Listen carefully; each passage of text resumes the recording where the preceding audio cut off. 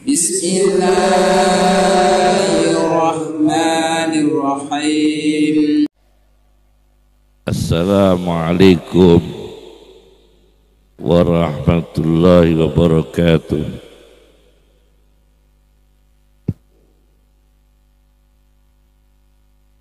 Bismillahirrahmanirrahim. Hamdanillah, salatan wassalaman ala Sayyidina Muhammad ibn Abdillah Rasulillah wa ala alihi wa sahbihi wa man tabi'a hudah, amma ba'd. Yang kami muliakan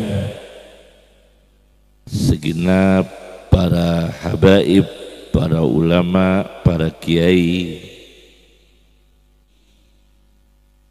alhamdulillah kami bisa sowan.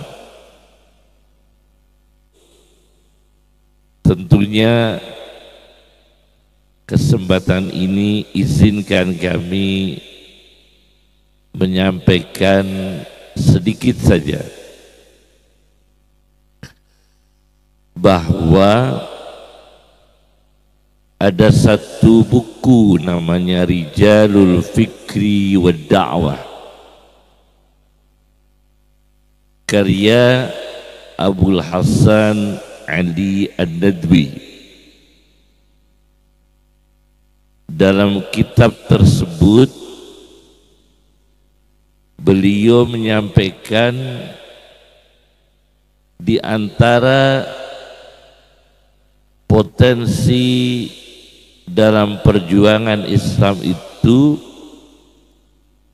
rijalan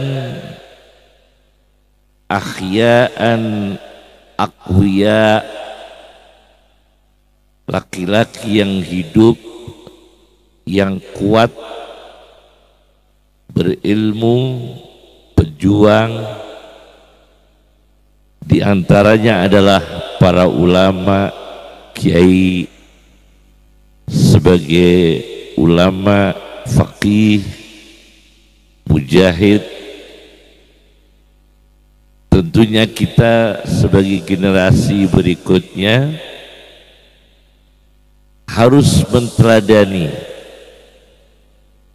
sesuai kemampuan kita, potensi kita dalam berkontribusi melanjutkan perjuangan para ulama dan apa yang dibangun oleh Rasulullah SAW. Di dalam Al-Quran ada satu teori motivasi dari panggilan Allah. Pertama, kami ambil dari kata Adam. Adam itu dalam Al-Quran 25 kali kata Adam. Jumlahnya persis dengan jumlah Isa dalam Al-Quran. Inna masala Isa indallahi kamasali Adam. Jumlahnya sama, 25. Ternyata dari kata Adam 25 kali itu dipanggil Allah dengan sebutan ya Adamu 5 kali. 5 kali ini diantaranya ya Adamu ambihum bi asma'ihim. Wahai Adam, ceritakan kepada mereka malaikat nama-nama benda, nama-nama makhluk Allah, nama-nama ciptaan, nama-nama ciptaan Allah. Yakni ketika Adam dipanggil oleh Allah pertama itu ditugaskan pengajar. Jadi siapakah yang ditugaskan mengajar pertama kali adalah Adam. Ya Adamu ambi'hum bi asma'ihim. Wahai Adam, ajarkan mereka, ceritakan kepada mereka. Maka para ulama itu mulia sekali, para kiai, para habaib yang mengajar, para guru, para asatid, itu profesi yang sangat mulia. Maka syaratnya kiai, syaratnya ulama yang disebut Rabbani itu wajib mengajar. Kalau tidak mengajar tidak bisa disebut Rabbani. Walakin kunu rabbaniyina bima kuntum tu'allimunal kitaba wa bima kuntum tadrusun. Harus mengajar dan harus banyak mentelaah, itu baru disebut ulama Rabbani. Harus mengajar. Itu panggilan Allah yang pertama, ya Adamu ambi'hum bi asma'ihim. Maka ciri khas para ulama adalah mengajar. Ada ulama yang mengajar sampai sehari itu 30 pelajaran. Kalau di daerah kami Ki Khalil Harun. Ki Khalil Harun itu kakeknya Gus Mus.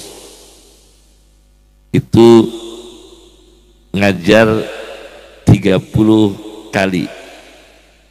Kemudian kakek kami Ki Haji Khalil sama Khalilnya mengajar juga 28 kali waktu zaman Belanda itu.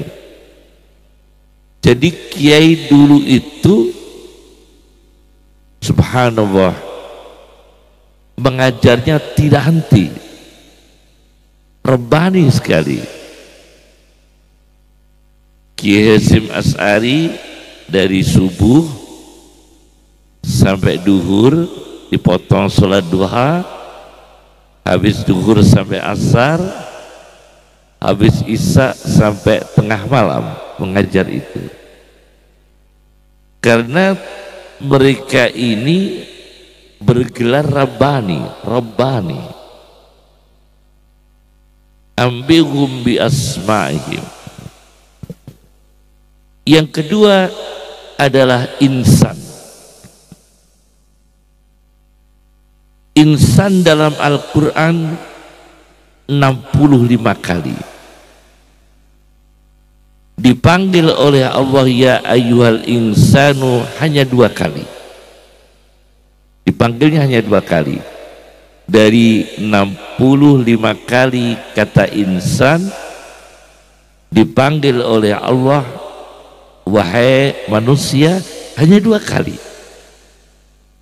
Bukan ya ayyuhan nasu, ya ayyuhal insanu innaka kadihun ila rabbika kadhan famulaqi. Wahai manusia, untuk berjalan menuju Allah itu penuh dengan kepayahan, penuh dengan jerih payah. Ya ayyuhal insanu innaka kadihun, sesungguhnya engkau jerih payah ila rabbika menuju Tuhan, kadhan sangat jerih payah, famulaqi sampai ketemu Tuhan. Yakni para ulama itu jerih payah sampai meninggal dunia. Jerih payah dalam berdakwah, jerih payah dalam menyampaikan ilmu, jerih payah dalam perjuangan keluarga, jerih payah memintarkan para santrinya, jerih payah membagi waktu antara ibadah, ilmu dan bersosial. Sangat jerih payah. Jadi kalau santai-santai tidak bisa masuk ini. Ya ayyuhal insanu innaka kadihun ila rabbika kadhan famulaqi. Itu diantaranya. Mohon maaf kami belum pidato, teori-teori dulu aja. Yang ketiga adalah kata ulil absar. Ulil absar, ingat saya ada 3 kali dalam Al-Quran. Yang dipanggil oleh Allah hanya 1 kali. Fa'tabiru ya ulil absar.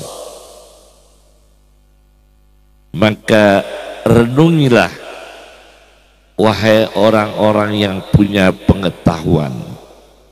Ulil absar, Dr. Wahbah As-Suhaili dalam tafsirnya At-Tafsirul Munir menafsirkan al-absar diartikan basair. Basair jamak dari kata basirah, ala basiratin ana wa man ittaba'ani, artinya ala ma'rifatin, pengetahuan. Fa'tabiru ya ulil absar, maka renungilah wahai orang-orang yang punya pengetahuan. Jadi ulama harus menganalisis sebuah peristiwa azab, sebuah peristiwa tragedi, sebuah peristiwa bencana, sebuah peristiwa dosa, sebuah peristiwa kemaksiatan. Ulama menganalisa, kemudian apa yang harus diterapkan untuk berdakwah, apa yang diterapkan untuk memperbaiki masyarakat, apa yang ditata untuk memperbaiki sosial. Itu namanya ulil absar. Tugas ulama yang ketiga, dipanggil oleh Allah, fa'tabiru ya ulil absar. Jadi mengajar, kemudian jerih payah, menganalisa. Yang ketiga, yang keempat adalah ulil albab dan ulul albab. Disebut dalam Al-Quran 16 kali. Ulil albab itu 16 kali. Dipanggil oleh Allah ya ulil albab 4 kali. Di antaranya fattaqullaha ya ulil albab. Maka bertakwalah kepada Allah wahai orang-orang yang cerdas akalnya. Jadi cerdas akalnya disertai dengan ketakwaan. Itu yang keempat. Inilah sebagai pengantar ceramah kami. Kami belum ceramah, nanti urainya.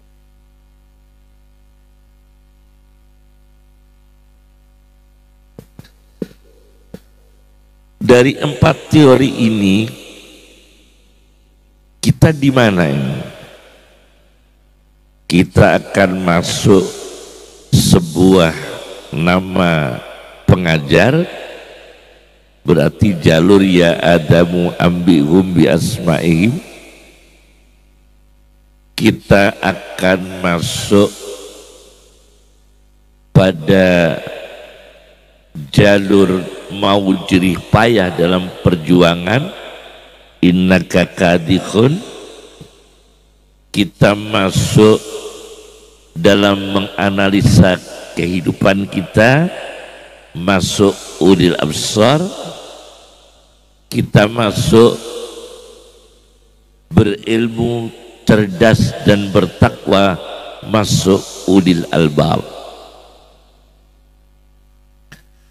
Ada beberapa kasus. Kasus pertama saya baca dalam sebuah buku teori menghafal Quran, Auladuna Kaifa Yahfadunal Quran. Ada satu kitab, Auladuna Kaifa Yahfadunal Quran, bagaimana anak-anak kita menghafal Quran. Di situ ada seorang hafal Quran menyesal. Hafal Quran menyesal. Ada orang hafal Quran tuh menyesal. Dia setelah hafal Quran, dia menyesal kenapa dia hafal Quran. Dia mengatakan, saya kepinginnya bukan hafal Quran tapi villa. Uhibbu villa, apartemen, rumah mewah. Saya tidak ingin hafal Quran, ingin saya mobil. Uhibbu sayyarah. Saya tidak ingin hafal Quran, ingin saya punya pabrik. Uhibbu masna'a. Ada orang begitu. Apa yang terjadi setelah dia mengatakan tidak suka hafal Quran, menyesal, inginnya itu punya villa, punya mobil, punya pabrik, punya industri. Dia tidur. Nah, dia tidur, mimpi di atas dadanya itu ada mushaf Quran. Mimpi. Dalam mimpinya itu mushaf Qur'annya dicabut oleh seseorang. Jadi dia tidur, mimpi membawa mushaf di atas dada, dicabut orang. Begitu bangun tidur, 30 juz hafalannya itu hilang semua. Hilang semua. Begitu bangun tidur, hafalan Qur'annya itu dicabut oleh Allah semua, hilang semua. Bismillah dah hafal dia, basmalah dah hafal, Fatihah dah hafal. Akhirnya hidupnya ini bingung, hidupnya stres. Kenapa? Karena dia lebih memilih duniawi daripada Al-Quran,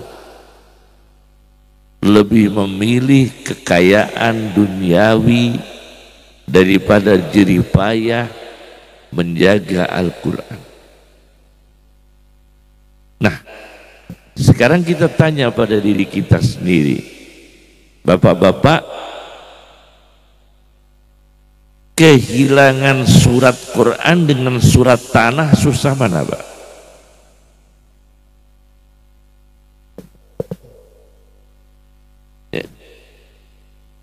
Kehilangan surat Quran dengan kehilangan surat tanah.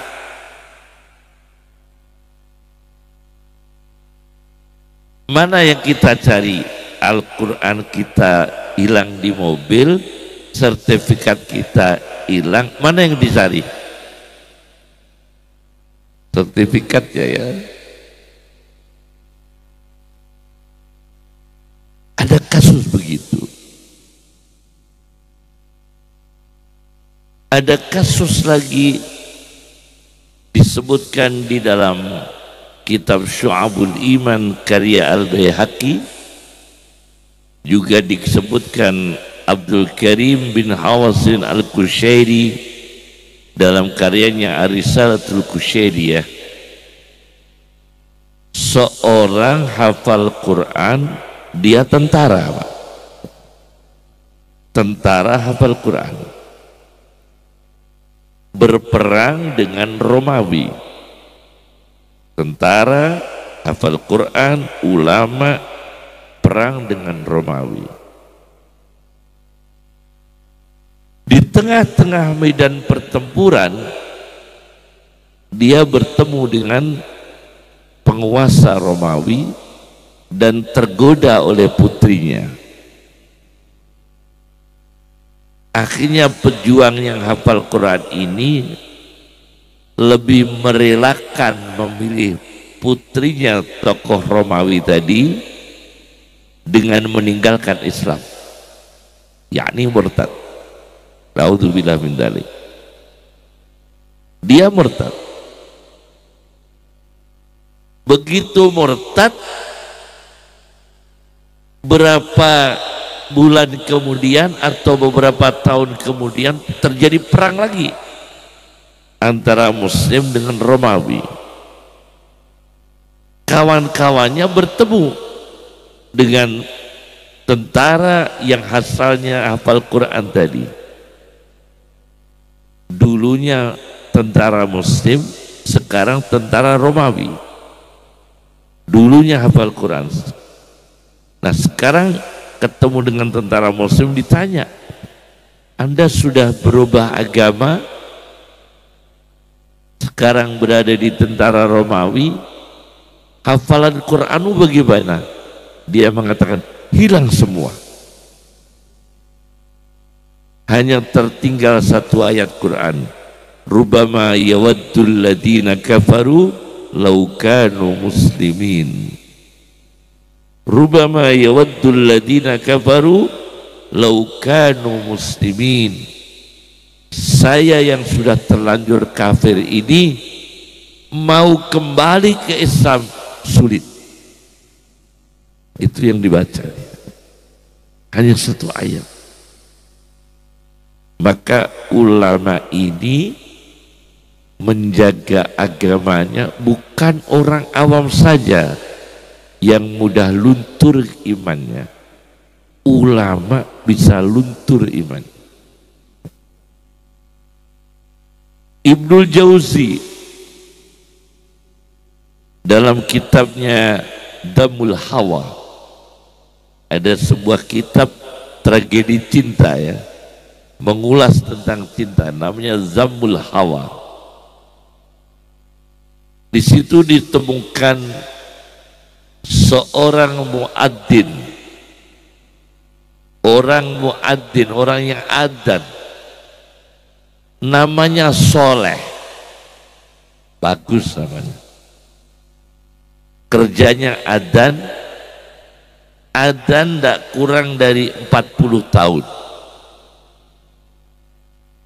Ketika dia sedang beradzan di menara masjid di kota Baghdad, di bawah menara itu lewat perempuan non muslim. Setelah selesai adzan, dia turun dari menara menghampiri perempuan itu dan ingin menikahinya dan meninggalkan Islam. Begitu cepat, padahal adanya sudah 40 tahun. Begitu pindah agama dan ingin mengawini perempuan itu, belum sampai menikmati madunya, Soleh ini dikasih suguhan daging babi. Yang kedua dikasih suguhan khamr, karena udah keluar dari Muslim, keluar dari Islam. Apa yang terjadi? Dia berjalan di atas loteng dalam keadaan fly, dalam keadaan mabuk. Dia jatuh dari loteng, meninggal dunia. Jadi belum sempat menikmati perempuan itu, agamanya hilang, murtad, makan daging babi, minum khamr, naudzubillah. Maka di sini dibutuhkan fattaqullaha ya ulil albab. Orang cerdas itu orang yang takwanya sampai akhir usia. Semoga kita husnul khatimah. Ini namanya fattaqullaha ya ulil albab. Kemudian orang berjalan menuju Allah, innaka kadihun ila rabbika kadha. Bagi kita orang awam, kita mencari rezeki. Dulu ulama itu punya pekerjaan, mihnah namanya. Ada pengarang tafsir Ahkamul Quran, dia dagang apa itu namanya, kapur gamping, tahu gamping?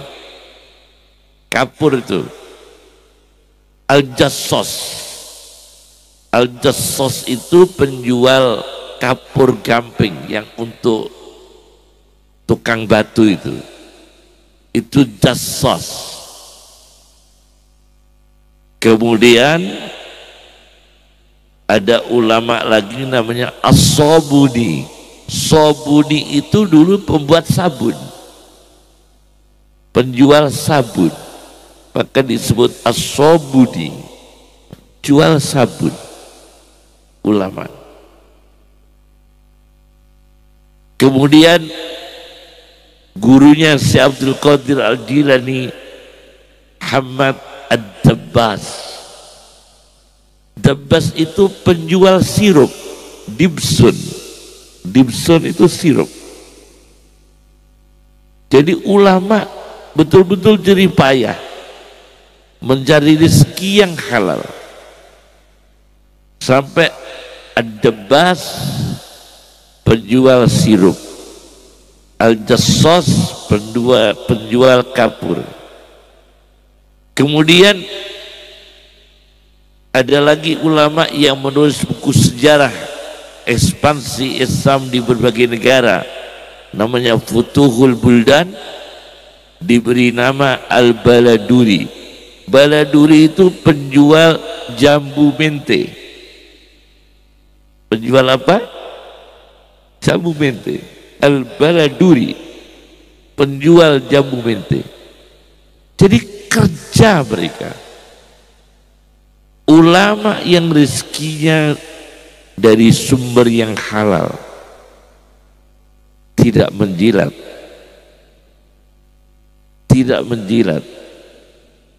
apalagi mengambil hak orang lain. Itulah ulama yang menjadi teladan kita. Semoga kita bisa meneladani para ulama-ulama saleh. Abu Hanifah penjual kain sutra. Ada ulama ahli hadis namanya Al-Bazzar yang punya kitab Al-Bahrul Sahar. Al-Bazzar itu penjual benih, penjual biji-bijian, bizar, rempah-rempah. Al-Bazzar usaha sampai Arwahul Bazzar. Ada ahli fikih namanya Al-Qaffal, itu pengrajin pembuat kunci, gembok kunci. Al-Qaffal. Jadi bekerja, jerih payah ulama itu. Saya baca dalam tafsir Tontowi Johari, tafsir Al-Jawahir, pernah diadakan penelitian pada tahun 1926 tentang orang-orang yang umurnya jarang panjang. Mohon maaf nih, umurnya yang jarang panjang, umurnya rata-rata pendek. Itu di Jerman, data statistik yang umurnya pendek diantaranya adalah, mohon maaf ya, tapi jangan dianggap ini pasti ya, bukan eksak ini ya, tukang menyembelih hewan itu jarang umurnya panjang. Di tafsir Al-Jawahir ini ya, di tafsir Al-Jawahir, tukang menyembelih hewan itu jarang yang umurnya panjang. pendek-pendek dia. Hati-hati ya. Kemudian yang jarang umurnya panjang lagi adalah, mohon maaf, dokter. Dokter juga umurnya jarang panjang. Kalau ini lebih mudah ditebak karena dokter bersinggungan dengan virus, bersinggungan dengan penyakit menular dan sebagainya. Itu mungkin ya. Kalau saya baca dalam bukunya Dr. An-Nablusi, Syekh Muhammad Ratib An-Nablusi mengatakan, kenapa dokter mudah tertular penyakit? Karena dia jarang baca insya Allah. Sembuh saya obati, sembuh saya obati. Lah ini orang itu saya obati sembuh, orang itu berobat ke sini sembuh, jarang bilang insya Allah. Maka sepak bola kita itu sering kalah karena supporternya nggak pernah baca insya Allah.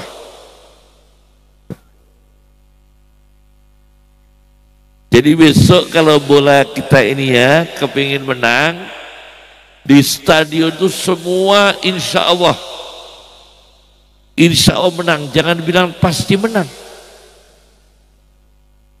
ya. Dokter. Yang ketiga, orang yang jarang umur panjang, mohon maaf, orang yang sering bikin proposal palsu. Ini disebutkan di situ, disebutkan dalam tafsir Al-Jawahir itu. Iya, suka minta-minta padahal fiktif. Ada, hati-hati itu ya. Suka minta-minta sumbangan fiktif untuk diri sendiri, bukan untuk perjuangan, bukan untuk pendidikan, untuk memperkaya diri. Hati-hati, umurnya jarang yang panjang itu. Baca dalam tafsir Al-Jawahir itu, karya Tontowi Jawahari. Karena apa? Dia melanggar, ya ayyuhal insanu innaka kadihun ila rabbika kadhang famulaqi. Jadi banyak kasus dia. Oleh karena itu Allah Subhanahu wa ta'ala dalam Al-Quran kita diperintahkan perjuangan itu dengan redaksi yang berbeda-beda ya. Ketika mencari rezeki, kata Al-Quran famshu,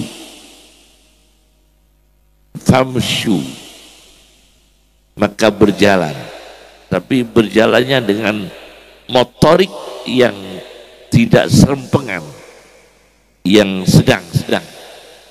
Famshu,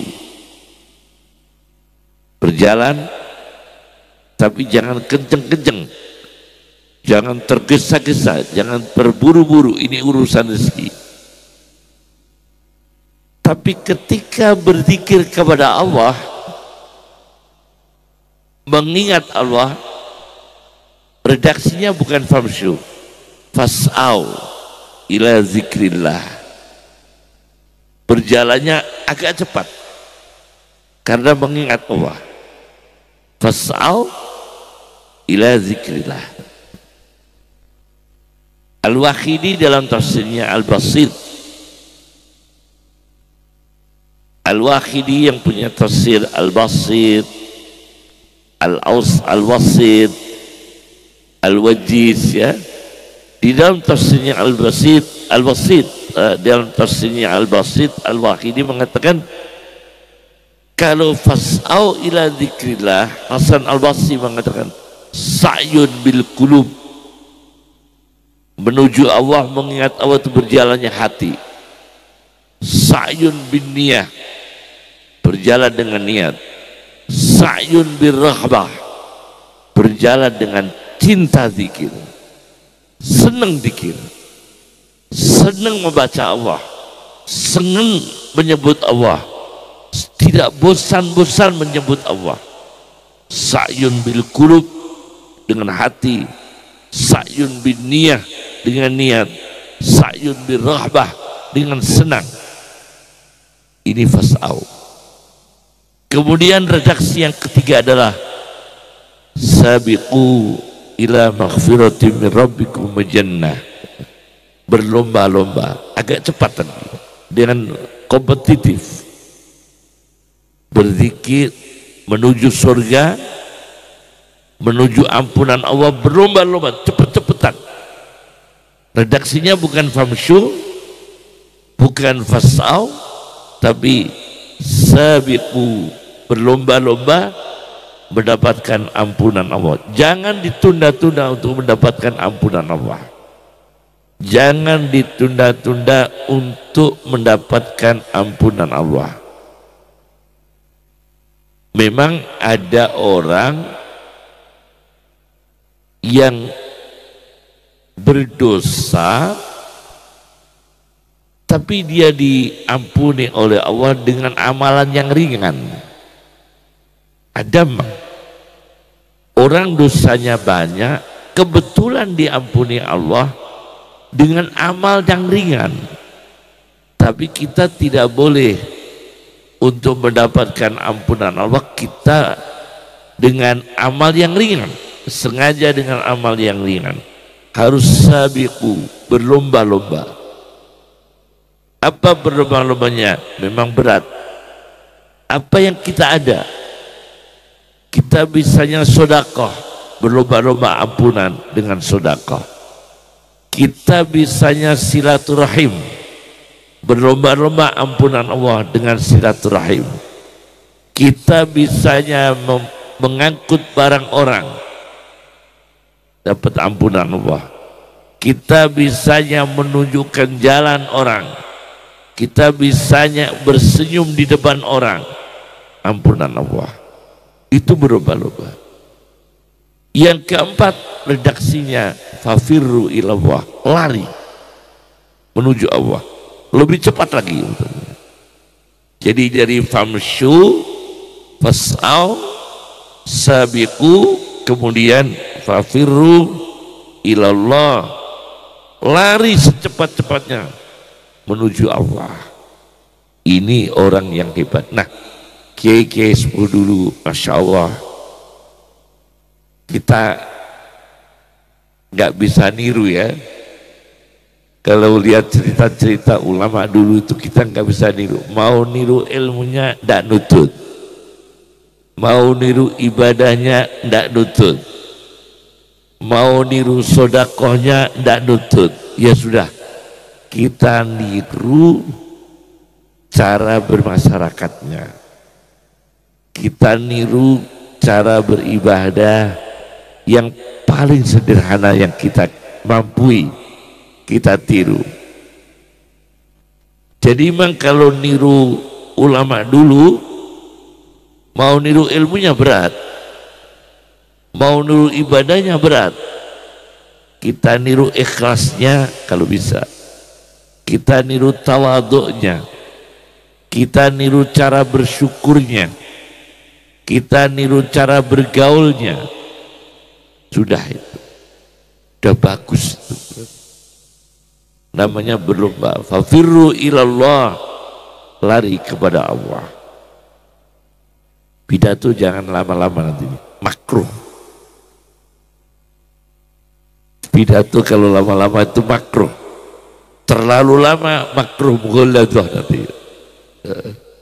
Ya kita cukupnya ini, insyaallah, insyaallah. Jadi ketika fafiru ilallah, berlomba-lomba kepada Allah, berlari menuju Allah.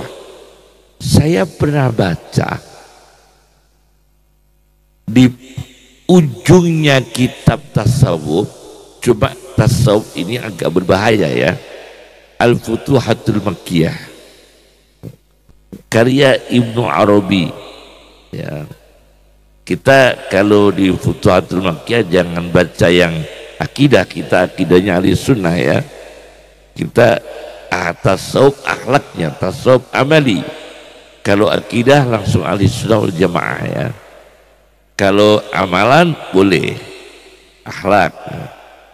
Saya baca di ujungnya mau penutupan Al-Futuhatul Makkiyah,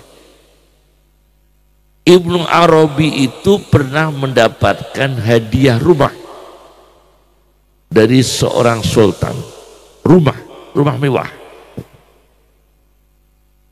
Hadiah untuk Ibnu Arabi, seorang ulama besar.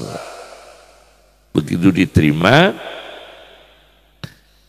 tidak lama kemudian ada pengemis datang. Pengemis. Ya, pengemis. Kalau orang Jawa pengemisnya nyuwun paring-paring, paham enggak itu?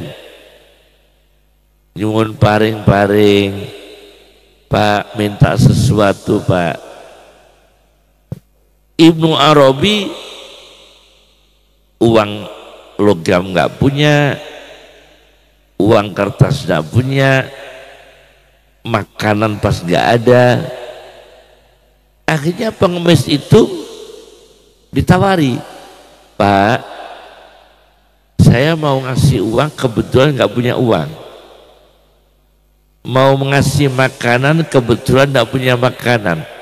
Ini ada rumah baru, hadiah dari sultan. Kalau bapak mau ambil, bisa enggak kita ini? Ini rumah baru hadiah loh, bukan rumah dinas. Kalau rumah dinas kan ada waktunya ya. Ini HM loh, hak milik. Sertifikatnya hak milik ini, bukan HGB.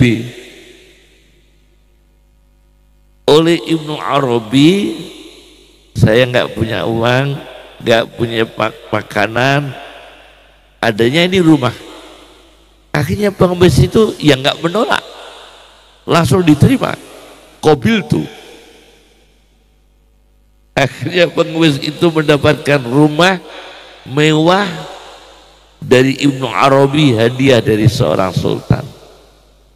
Ini orang yang melihat Allah itu tidak bisa dibandingkan dengan lainnya. Dia sudah menikmati Allah. Ada gitu-gituan rumah mewah yang nggak melirik dia. Ya nggak terasa diberikan orang yang nggak ada penyesalan. Karena dia sudah fafiru ilallah, lari kepada Allah. Tadi saya kesini baca Qibatus Zaman Indal Ulama, karya Abdul Fattah Abu Ghaddah, seorang penulis yang produktif. Abu Ghaddah Abdul Fattah, ada orang wasiat kepada seseorang yang sering membaca hadis, tolong kalau saya sudah mati, karena kamu itu ahli membaca hadis, tolong lidahmu masukkan ke dalam mulut saya. Ajib ini. Lidahmu tolong masukkan ke dalam mulut saya, supaya mulut saya ini yang sudah keadaan mati tersentuh oleh lidah yang sering membaca hadis. Ini orang lari kepada Allah, caranya aneh ya, caranya aneh sekali, ajib ya. Ada begitu orang yang lari kepada Allah, fafirru ilallah. Ada lagi orang yang lari kepada Allah,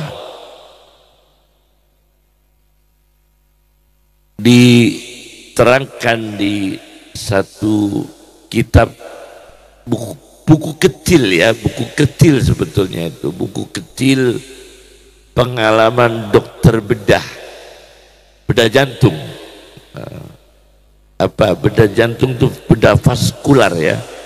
Sekarang di Mesir ada ulama pengarah yang menyarai hikam itu kan, dia juga pakar bedah vaskular itu, bedah jantungnya, menyarai hikam itu, Irsyadul Bariyah itu ya.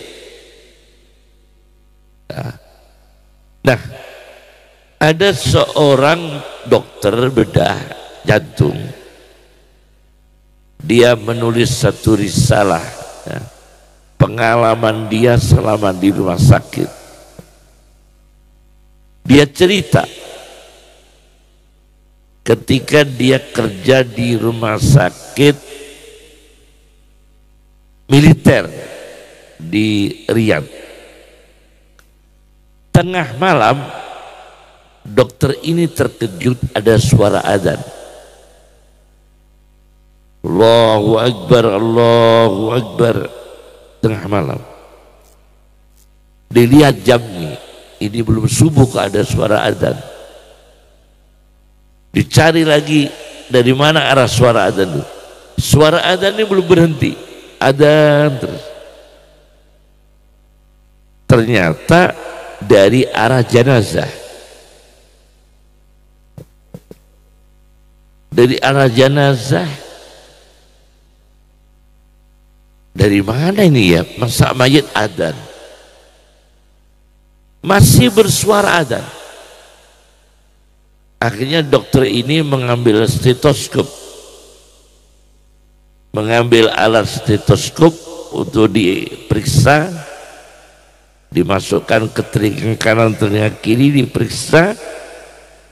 Ternyata suara adzan itu dari dalam perutnya. Ini pengakuan, ada satu kitab karangan dari dokter bedah jantung. Ada suara adzan dari dalam perutnya. Ajib. Ini orang hidupnya adzan. Kalau tidak salah 30 tahun adzan. Dan membaca Al-Quran 3 hari khatam, 3 hari khatam.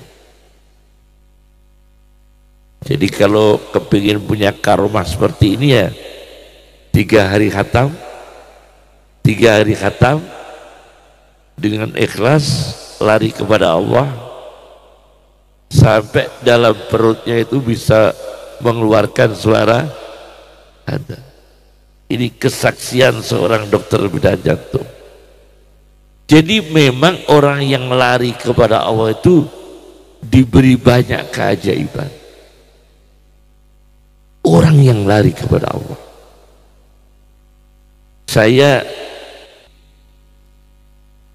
Kakek saya namanya Khalil. Khalil itu punya istri Aisyah, melahirkan ayah saya, punya adik kandung Mahfud, melahirkan Sahal Mahfud. Dulu Rais Amenu itu Sahal Mahfud, punya adik lagi namanya Abdullah, melahirkan punya pondok Yambuk Quran Kudus ya. Jadi Bahtullah Salam, adik kandung gitu ya. Kalau Ki Sahal Mahfud sama ibu saya kandung. Jadi ulama dulu itu memang senang lari kepada Allah, berjalan kepada Allah. Masya Allah, Masya Allah. Dan yang paling sulit menjadi ulama adalah memuji ulama lain. Itu lebih sulit daripada mengajar, daripada mengarang kitab. Punya sifat tawadhu dengan ulama lain itu berat. Ulama punya sifat tawadhu kepada ulama lain, nampak pasti rukun gitu ya. Maka kita yang diberikan Allah ilmu sedikit-sedikit, dan ilmu kita tidak mungkin banyak karena udah dipatok oleh Al-Quran, wa ma utitum minal ilmi illa qalila. Ya sedikit, standar lah ilmu kita ini ya. Ilmu kita standar, meskipun ilmu kita sedikit, tapi kita muliakan orang yang berilmu, siapapun dengan segala kelebihan dan kekurangan. Kenapa? Karena ulama itu sangat berat. Saya pernah naik bis umum, kebetulan ada pengamen, Pak. Pengamen bernyanyi di dalam bis. Tahu saya yang naik bis, lagunya yang semula itu dangdut Melayu langsung diganti. Saya naik bis umum, pengamennya tahu saya naik bis, diganti lagunya dengan judul Enake Dadi Kiai. Lagunya itu aneh, Enake Dadi Kiai. Di antaranya saya dengarkan, enake dadi kiai, mulai ngaji berkat didobeli. Akhirnya diberi menu yang istimewa. Tidak tahu kalau jadi kiai, jadi ulama itu berat, apalagi generasi-generasi orang-orang hebat itu berat sekali. Untuk ilmu sudah berat, untuk ikhlasnya berat. Sampai ulama dulu itu sering mengarang kitab tidak mau diatasnamakan dirinya. Jadi dia mengarang kitab atas nama orang lain. Jadi sampai sekarang karyanya itu nama orang lain, padahal bukan karya orang lain, karyanya dia. Tapi dia menjaga keikhlasan, dia nisbatkan nama orang lain. Sekarang kita enggak, bukan karya kita, nama kita. Kalau ulama dulu enggak, karyanya sendiri pakai nama orang lain. Berat itu ikhlasnya. Ikhlasnya berat. Nah, sampai para ulama membuat analisa-analisa banyak. Ya, misalnya ya, al-faqih wal mutafaqih ya, Khatib al-Baghdadi, kemudian al-Ajuri ya, menulis sebuah kitab berjudul Ahlakul Ulama lil Ajuri ya. Ajuri itu ulama jual bata merah itu. Al-Ajuri itu juga ulama yang punya kitab Asy-Syariah. Akhlakul ulama luar biasa. Nah, di antaranya begini. Imam Malik radhiyallahu anhu itu ditulis oleh Syed Muhammad bin Alawi Al-Maliki dalam beberapa karyanya. Ada di antaranya disertasi doktor beliau ya, yaitu Fadlul Muwatta. Fadlul Muwatta itu disertasi doktornya Syed Muhammad ibn Alawi Al-Maliki, namanya Fadlul Muwatta. Imam Malik itu pernah menyambut orang mecut ya, tahu mecut ya, mecut orang menyesal, mecut orang menyesal Imam Malik, minta maaf, maafkan saya, tadi saya emosi ya, dipecut. Kata orang itu, saya mau memaafkan kalau satu pecutan diganti satu hadis. Jadi dihitung tadi itu, Imam Malik mecut orang tadi 16 kali, maka saya harus dapat ilmu hadis 16 hadis. Jadi orang dulu dipecut kiai, gantinya ilmu. Nah sekarang ini mesti pelanggaran apa ini? Penganiayaan ya. Jadi dulu Imam Malik mecut orang, orangnya itu bukan menuntut ya, tapi bukan berarti kita ulama dilegalkan untuk mukul. Oh enggak begitu. Artinya perbandingan tipologi orang dulu, dipecut ulama yang tidak berbahaya pecutannya itu, tidak melukai, sebagai imbalan memaafkan itu minta hadis sesuai dengan jumlah pecutan. Itu orang dulu. Nah inilah ulama-ulama yang luar biasa. Maka kita ingat Imam Syafi'i radhiyallahu anhu, beliau itu punya penyakit ambeien. Imam Syafi'i itu punya penyakit ambeien. Beliau mengajar tidak berhenti, di bawah duburnya itu pakai mangkok karena darah keluar terus. Darah ambeien itu keluar terus. Tapi Imam Syafi'i tidak berhenti mengajar. Jadi darah keluar terus, mengajarnya tidak berhenti.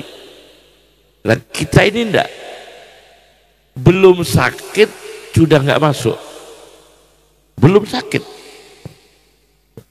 Pak Ustadz kok libur ada apa? Kelihatan badan saya kok rasanya kok ingin sakit. Belum sakit tuh. Kok nggak ngajar, rasanya itu gimana gitu loh, agak rasanya kok sepertinya mau sakit loh. Belum sakit loh dari libur. Imam Syafi'i enggak, darah keluar, ngaji enggak libur. Beda kan? Itu orang yang dekat Allah, lari kepada Allah, perjuangan.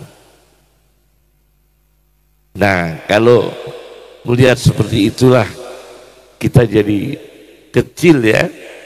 Maka kita yang masih muda-muda ini jangan membiasakan libur, mencari rezeki yang halal, jangan suka libur. Ibadah jangan libur. Ya kalau mau berangkat ke pasar, usahakan baca Quran. Ya nggak harus banyak-banyak, 5 juz atau 7 juz tidak apa-apa. Sebelum ke pasar ya, sebelum ke toko 7 juz seberapa ya. Mau ke sawah ya, baca Quran 4 juz atau 5 juz ya. Adalah lari kepada Allah, supaya kita lari kepada Allah. Terakhir dari ceramah kami, kita ingat hadis Nabi Sallallahu Alaihi Wasallam, dinuka dinuka innama huwa lahmuka wa damuk. Agamamu agamamu. Ada yang baca dinaka dinaka, agamamu agamamu. Innama huwa lahmuka wa damuka. Sesungguhnya agamamu adalah dagingmu, darahmu. Jangan sampai hilang agama kita. Ahli apapun boleh, asal dibenarkan agama Islam. Yakni kita sebagai muslim, ada di dokter, ada di insinyur, ada ilmuwan, silakan.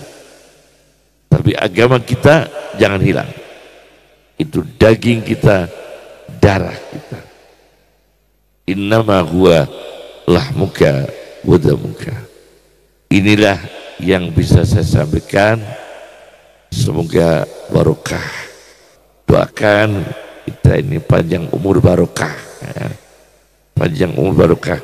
Terakhir ya, terakhir terus ini. Saya mau kasih doa ya. Kasih doa yang saya terima dari ayah saya. Ayah saya dari Kiai Hasyim Asy'ari.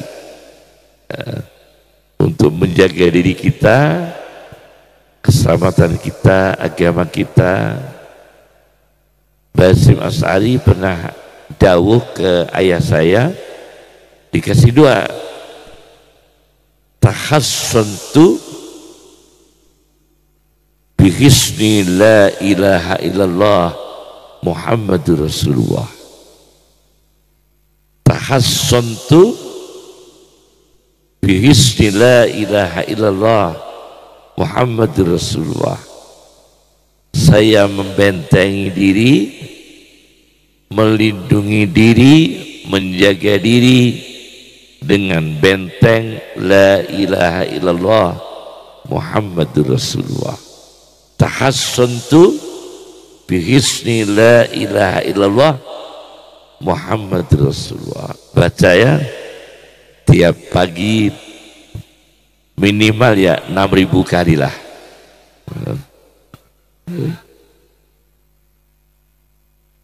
Kata Hasyim Asy'ari 6 arah, bukan 6.000, 6 arah ya. Kanan, kiri, barat, timur, utara, selatan, atas, bawah. Tahassantu bihisni la ilaha illallah Muhammadur Rasulullah. Kalau Hasyim cerita ke ayah saya pakai ludah kecil. Jadi tahassantu bihisni la ilaha illallah Muhammadur Rasulullah ke arah kanan ludah kecil. Kemudian baca lagi ludah kecil lagi sampai 6 arah. Jangan ludah besar-besar, ludah kecil aja. Cukup dari kami. Subhanaka Allahumma bihamdika nasyhadu an la ilaha illa anta nastaghfiruka wa natubu ilaik. Ampun dengan kata. Assalamualaikum warahmatullahi wabarakatuh.